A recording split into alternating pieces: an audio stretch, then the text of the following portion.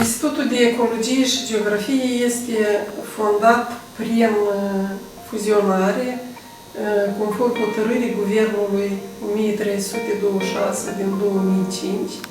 Deci până în 2005 am activat separat Institutul de Geografie, formându-se, având o istorie mai îndelungată, cu apariția în 1946 a secției de Geografie și Economie, care apoi a creat posibilitatea de a apărea Institutul de Geografie în 1992.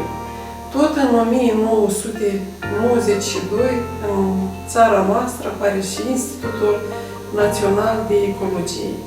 Deci, din 2015, în primăvară, degrabă împlinim 15 ani de când împreună rezolvăm probleme care, de fapt, sunt niște probleme provocate de modificările actuale de mediu la nivel global.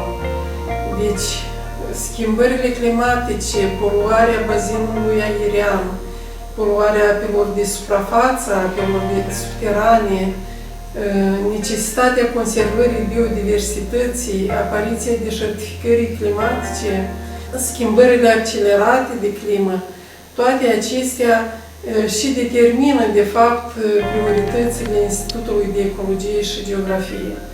Prioritățile Institutului de Ecologie și Geografie mai sunt determinate și de realizarea Strategiei Naționale de Mediu, care prevede extinderea suprafețelor luate sub protecția statului până la 8%. Astăzi noi avem doar 5,61. Deci este necesară o reevaluare a areilor protejate de stat cu scopul extinderii acestora. Institutul de Ecologie și Geografie fiind deținătorul băncii de date privind cadastrul areilor naturale protejate de stat prin două hotărâri de guvern, 414 din 2000 și 274 din 2015, deci este obligat ca să-și continue cercetările astăzi, dar și mâine. Cercetările eco-urbanistice sunt cercetări de pionierat în cadrul institutului nostru. Institutul de Ecologie și Geografie dezvoltă de-a lungul anilor sistemele informaționale geografice, instrument modern de cercetare, nu numai în domeniul geografiei, dar tot cu mare avânt utilizăm acest instrument și în cercetările cu caracter ecologic. Programul Național de Cercetare pentru viitorii ani ne obligă la compartimentul mediu și schimbări climatice să asigurăm cercetări privind securitatea ecologică. Toate problemele cu caracter global care se răsfrâng la nivel național sunt prioritățile Institutului de care avem o responsabilitate față de generațiile următoare, fiindcă până la urmă datoria noastră este să asigurăm o dezvoltare durabilă și să asigurăm un echilibru ecologic în țară. În paralel cu cercetările care țin de cartografierea componentelor de mediu, evidențierea schimbărilor posibile intervenite în diferite ecosisteme, dar și în componentele de mediu, mai ales schimbările climatice, estimarea arealelor vulnerabile către aceste modificări intervenite cu precădere în ultimele decenii, atunci când pressingul antropic a devenit simțit și pe teritoriul țării noastre.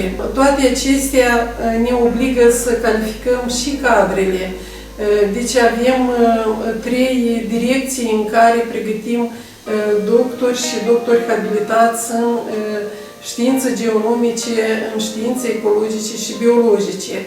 Aceasta este specialitatea ecologie, aceasta este protecția mediului și folosirea rațională a resurselor naturale, Aceasta este meteorologie, climatologie, agrometeorologie. Pe ultimii 4 ani, institutul nostru, deși cu părere de rău au trecut în neființă și unele personalități, avem susțineri mai multe în ultimii ani.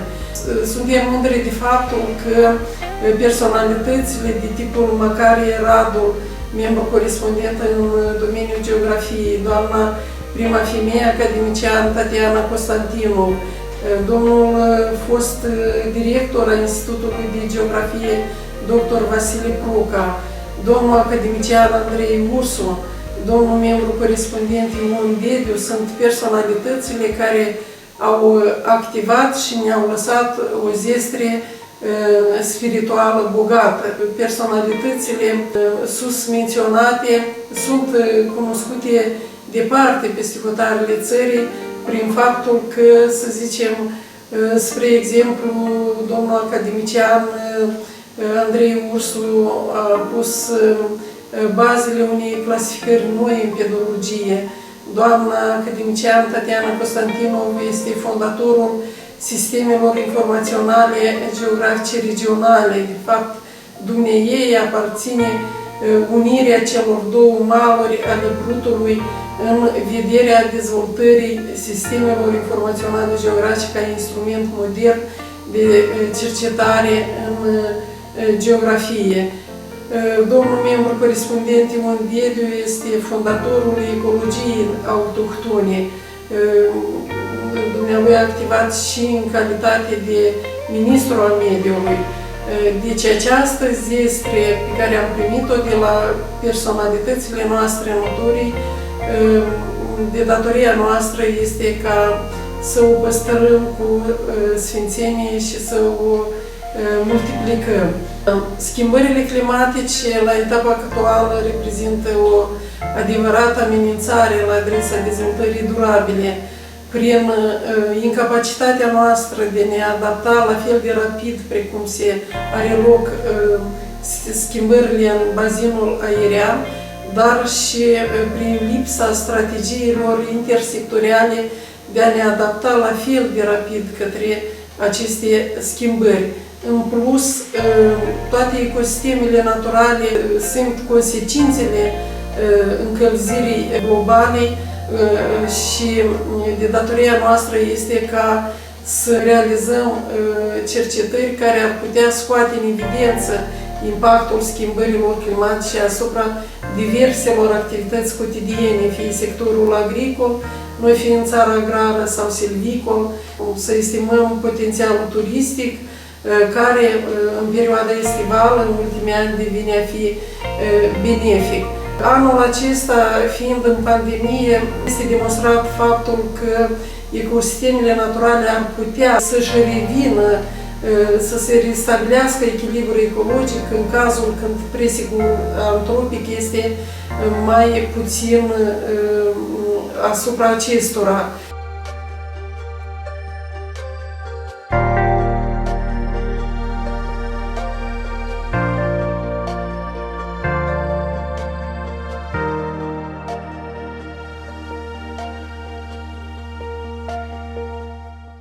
Vă aflați în laboratorul de climatologie și descoperire. Anul acesta noi lucrăm într-un program de stat pe perioada 2020-2023. La etapa actuală, deci în acest program este preconizat analiza temporală indicilor climatici de risc pe teritoriul Republicii Moldova. Deci, ce înseamnă analiza temporală? După cum știți, ne aflăm într-o perioadă de încălzire globală și toți sunt deja de acord că această încălzire este foarte evidentă. De exemplu, anul trecut, noi, de fapt, am avut iarnă complet. Deci, din această cauză, este necesar de a analiza cum se schimbă în timp temperatura aerului, precipitațiile atmosferei și viteza vântului, umiditatea, presiunea atmosferică și alți indici climatici. Republica Moldova se află puțin mai sus de paralela 45, deci undeva la mijlocul dintre ecuator și Polul Nord. Prin urmare, se poate de presupus că regimul climatic temperat în Republica Moldova este cumva egal cu regimul mediu global. În ultimii ani, începând cu anii 1980, se vede evident o creștere aproape accelerată a temperaturilor aerului. S-ar presupune că modelele climatice care arată cum va fi temperatura spre sfârșitul secolului va crește cu până la 2 grade mediu și poate să crească și până la 6 grade, depinde de ce model a fost să folosește.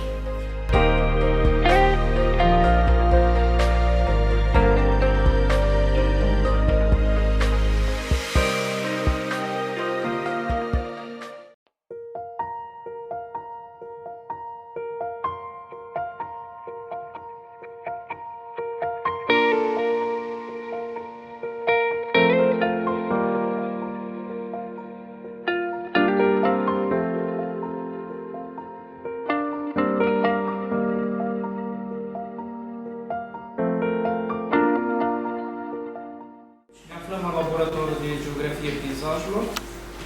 Tematica de cercetare a laboratorului este evoluția spațială și temporală a utilizării terenurilor pe teritoriul Republicii Moldova. Deci, ca obiect de cercetare, noi, în primul rând, ne axăm pe calcularea gradului de stabilitate ecologică a peisajelor. Deci, utilizăm, în primul rând, imagini satelitare, imagini ortofoto, hărți topografice vechi, și respectiv reconstruim acele peisaje autentice care erau în trecut, elaborăm diferite măsuri de îmbunătățire a stării ecologice a peisajelor, inclusiv, cum ar fi, de exemplu, elaborarea de hărți privind predabilitatea terenurilor pentru împădurire, pentru extinderea pășunilor. Deci, laboratorul include la moment 11 persoane. Deci avem 2 persoane în vârstă care sunt angajate pe 0,25 și avem persoane tinere sub 35 de ani, avem 6 persoane angajate în cadrul laboratorului. Laboratorul este bine asigurat cu cadre, inclusiv cadre tinere, și încercăm să-i promovăm inclusiv proiecte internaționale. Deci aici avem un birou dotat încă dintr-un proiect NATO, deci în care avem scaner de format A1, plotter, imprimantul color, inclusiv servere, deci echipament, softuri specializate, toate sunt instalate pe aceste calculatoare.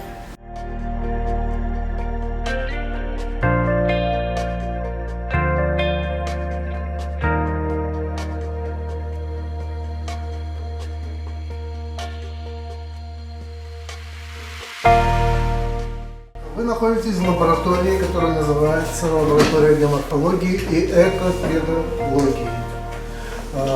У нас главные 2 направления, связанные с оценкой окружающей среды. Это рельеф и почва. Таким образом, основное направление – это закономерности формирования рельефа и закономерности формирования почвенного покрова. Основные задачи у нас, соответственно, разработка оценки и состояния почвенного покрова и рельефа, и выдача рекомендаций по их рациональному использованию. В области геоморфологии главным являются процессы, связанные с разрушением рельефа, это оползни, овраги, обвально-осыпные процессы, карст, смывы, размывы. Почвы в основном это связано с выявлением региональных закономерностей их распространения и оценки состояния. Мы подготовили несколько макетов, в частности несколько разрезов, которые показывают nаше разнообразие. O colecție de profile de sol, profilele solurilor principale. Avem un ciornujom, avem soluri formate sub păduri. Este un profil de 1 metru, care puteți să vedeți dezvoltarea solurilor pe orizonturi în diferite condiții naturale. Este un ciornujom argilo-eluvial, format sub pădure, în zona codrilor. Avem un ciornujom format în condiții de stepă și două profile de sol cenușiu format în condiții de pădure. Este evident nisipos, cu un profil mai puțin profund. Este o mică colecție care a fost pregătită în scopuri didactice de promovare a bogățirii, un resurs cel mai important din punctul nostru de vedere al țării.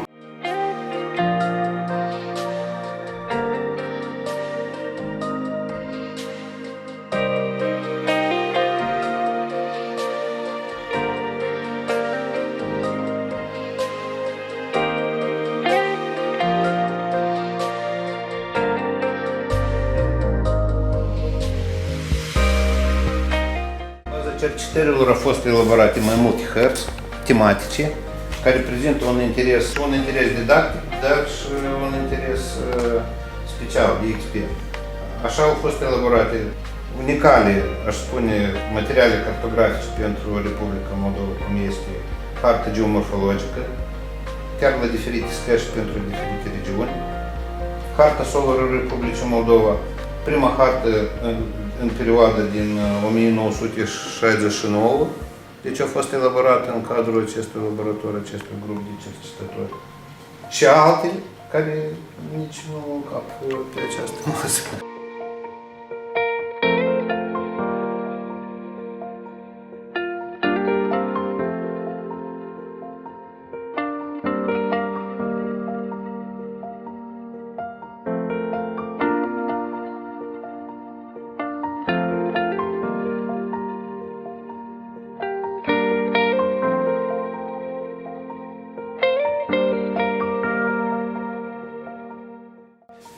Ne aflăm în una din modelele laboratorului Ecosisteme Naturale și Antropizate al Institutului de Ecologie și Geografie. Tematica de bază este starea ecologică a aerelor naturale protejate de stat, ceea ce este înregistrat în legea privind protecția și conservarea aerelor naturale protejate de stat.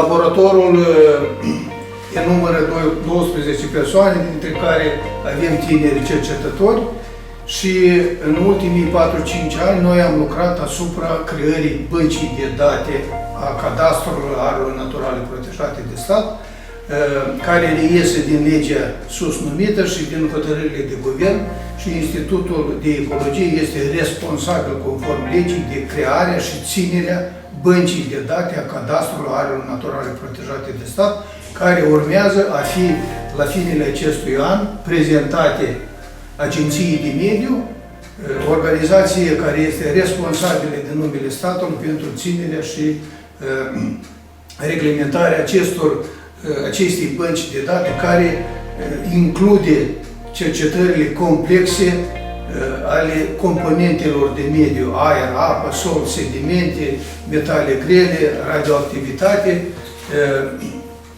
la cele 312 obiecte care le avem noi în anexe de legi pentru protecția aerelor protejate.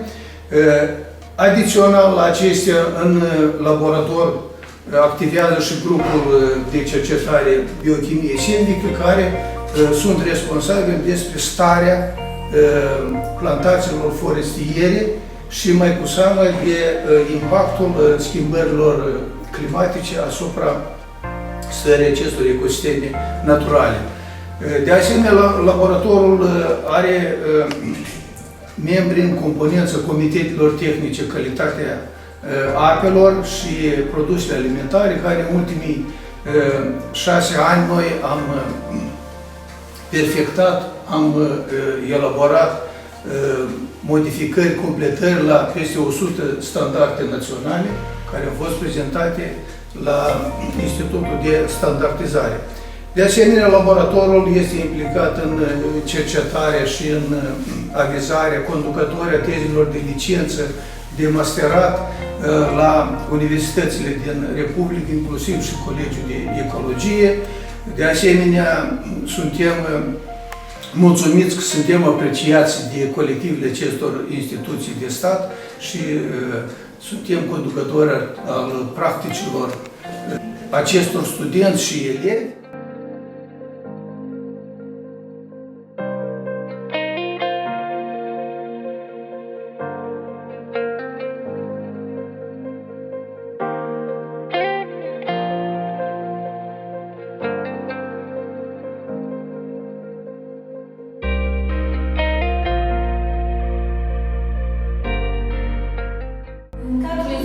de Ecologie și Geografie, mai nou se dezvoltă o nouă direcție de cercetare din domeniul ecologiei forestiere. Mai ales reieșind din modificările actuale de mediu, schimbările climatice, degradarea habitatelor naturale, dar și riscurile asociate acestora. În cadrul Institutului de Ecologie și Geografie, grupul de cercetare Biochimie silvică evaluează impactul factorilor naturali și antropici asupra ecosistemelor reprezentative din țară, cu atât mai mult cu cât pădurile sau ecosistemele silvice din mezofile, de foioase din partea de nord și de centru a țării se află la limita sud-estică a arealului său de răspândire. În acest context au fost calculați, cartați și interpretați mai mulți indici ecoclimatici care pot identifica impactul aridizării climei asupra ecosistemelor forestiere și asupra speciilor în parte. Spre exemplu, așa indici ca indicele de ariditate forestier, indicele de ariditate de marton, coeficientul Ehrenberg, care sunt expuși pe acest slide, și alți indici care, de fapt, ne ajută să determinăm zonele de vulnerabilitate a pădurilor prin cercetările noastre. Totodată, în cadrul acestui grup de cercetare sunt efectuate și studii privind evaluarea poluării atmosferice, a modificărilor de mediu asupra altor componente de mediu din cadrul ecosistemelor silvice. Vorbim despre studii privind conținutul metalelor grele în biotă, despre defoliere, despre alte studii din domeniu care, bioindicația, care de fapt sunt prezentate studiile noastre la diverse conferințe naționale, internaționale din domeniu și care au și acte de implementare a activităților de cercetare în practică, ceea ce de fapt prezintă o utilitate a acestor cercetări.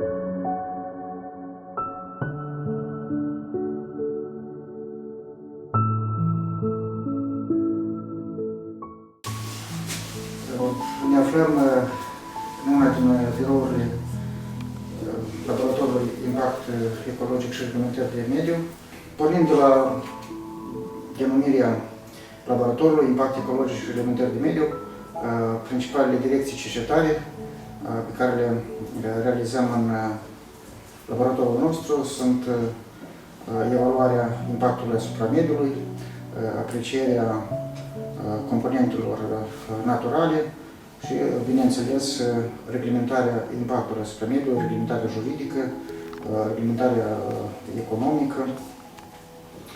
Mai mult decât atât, Acest laborator a fost, în formatul actual, a fost fondat în 2014 prin comasarea acestui laborator de standardizare și a laboratorului de geografie social-economică. Evident, deci, realizăm studii de geografie umană și, în primul rând, studii de geografia populației, geografia și toponimia localităților, evaluarea potențialului turistic, natural și antropic, fluxurilor turistice, deci transporturile, industria, deci direcții de cercetare a geografiei economice, dar, în primul rând, după cum am menționat, geografia populației. În plus, suntem încadrați în elaborarea și promovarea planurilor de management pe districte și baține hidrografice.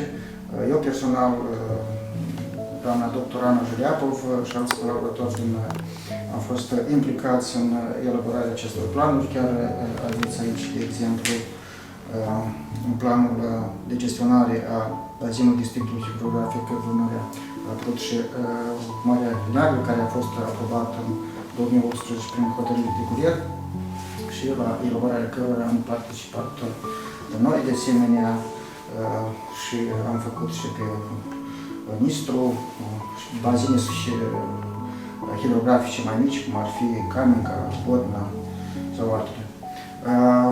La fel, am participat împreună cu alte laboratoare la elaborarea unor culege de sinteză privind aprecierea factorilor naturale, deci potențialului economic, impactul asupra mediului pe regiuni de dezvoltare. De exemplu, aici pe regiunea de dezvoltare Nord, 2015, sau deci pe regiunea de dezvoltare Centru, în 2014 și chiar recent, acest an încă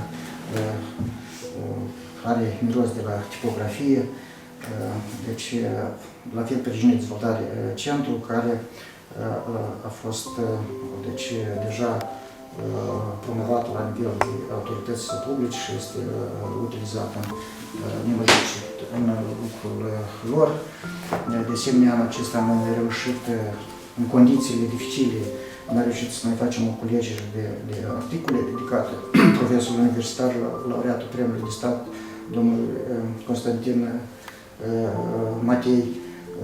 Deja în tipografie sunt date deci, o monografie a doamnei dr. Ana Juliapov și este în finalizare studiul diagnostic conform etapei 1 a programei de stat pentru laboratoarele impact ecologic, alimentar de mediu și eco-urbanistică. Alte direcții cercetare care am menționat, de exemplu, reglementarea economică, impactul asupra mediului, la care sunt eu autor în 2018, sau o altă lucrare fundamentală a regretatului Serafim Flore, pe care l-am pierdut anul acesta. Deci, o fundamentală lucrare a lui, impactul factorial asupra condițiilor și securității dezvoltării durabile.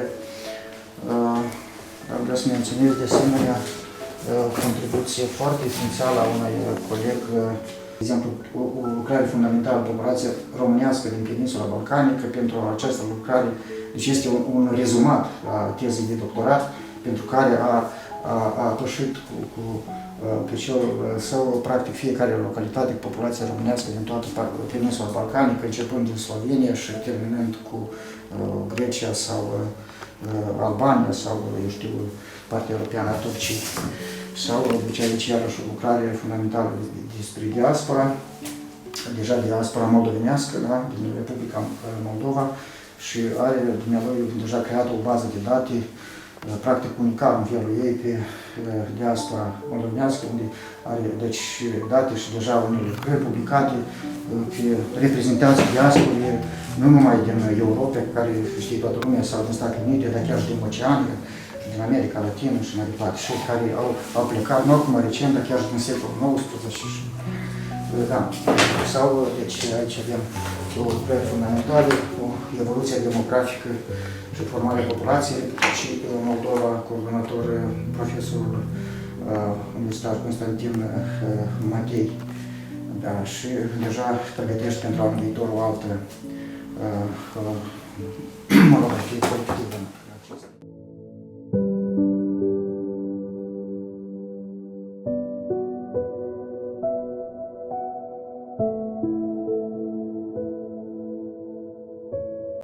Dumneavoastră vă găsiți în laboratorul eco-urbanistică, care efectuează un șir de activități foarte interesante în domeniul protecției mediului.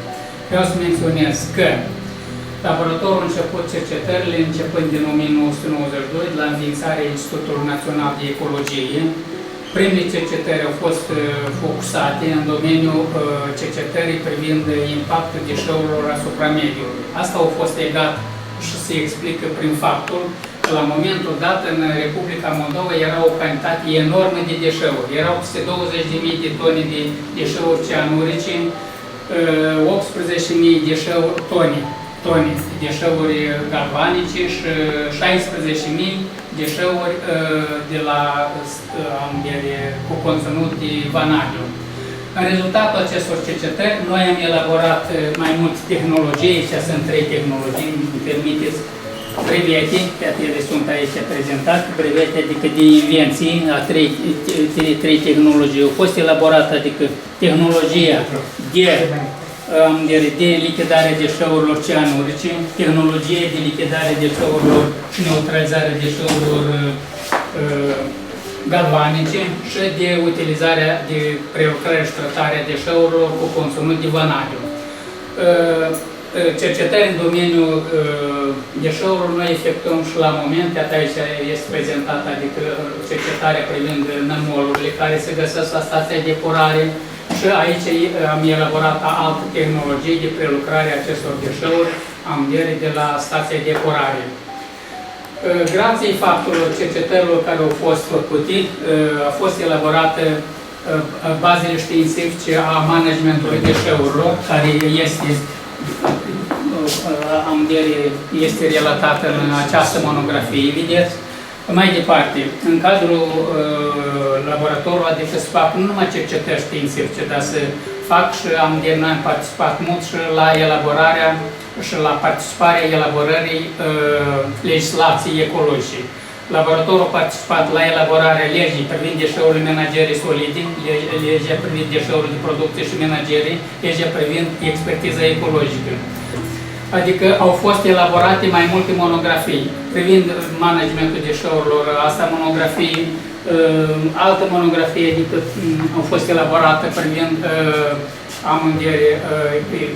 tehnologia de efectuare a expertizei ecologice, a proceselor tehnologice, alte monografii privind expertiza ecologică, evaluarea impactului și auditul ecologic.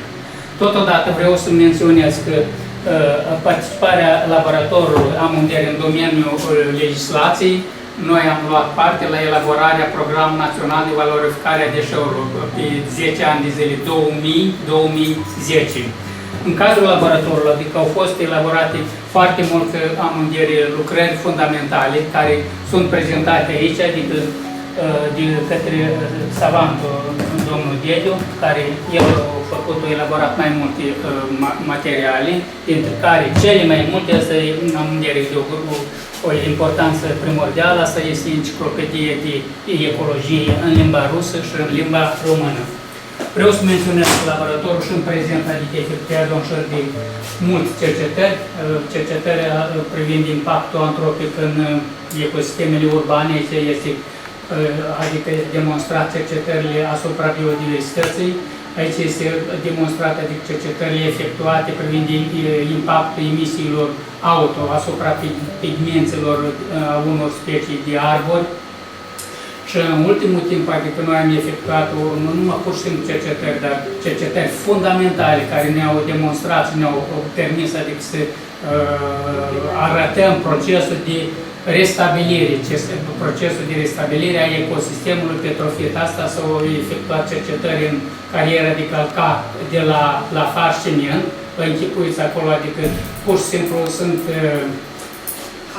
aldele de diferite vârste, de 25, 20, 10, 5 și 0 ani. În rezultat cercetărilor, noi am stabilit, adică am văzut în dinamică, procesul de restabilire a ecosistemului petrofit din această carieră.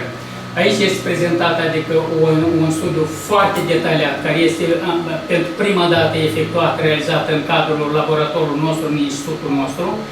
Astfel de cercetări la noi nu sunt și eu m-am uitat în literatură, n-am văzut, adică și după cotare. Ce am stabilit noi? Noi aici am stabilit procesul de realizare, de efectuare, de restabilire a solului, timp de am vedere în procesul natural, de la 0 până la 25 de ani. Și a fost stabilită legislația privind procesul de formare, de restabilire a regosolurilor. Regosolul este stratul de sol care se formează la suprafața caldelor. Care este, adică acest proces este realizat în procesul de dezvoltare a biodiversității. Mai departe, odată cu dezvoltarea biodiversității, ea duce la formarea structurii treptate a solului, are loc procesul de acumulare a nutrientelor, azotului, fosforului, humusului.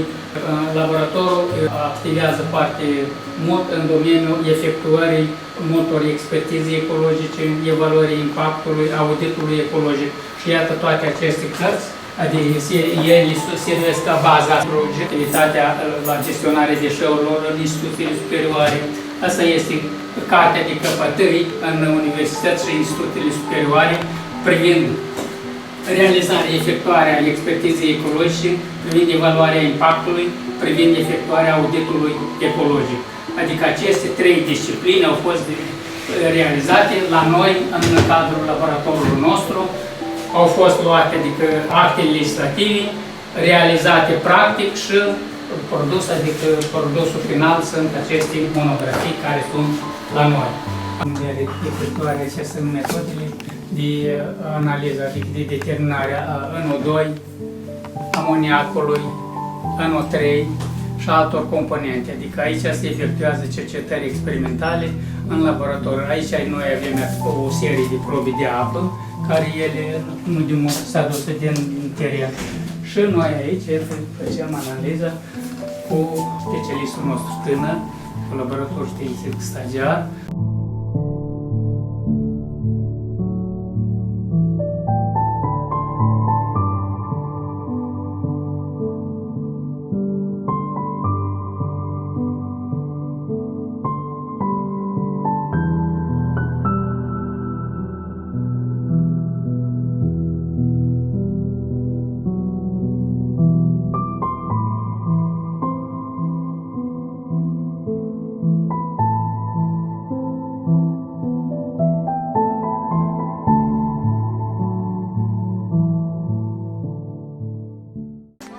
Je regarde la salle, je vois que la réaction est positive, je n'entends pas d'objection.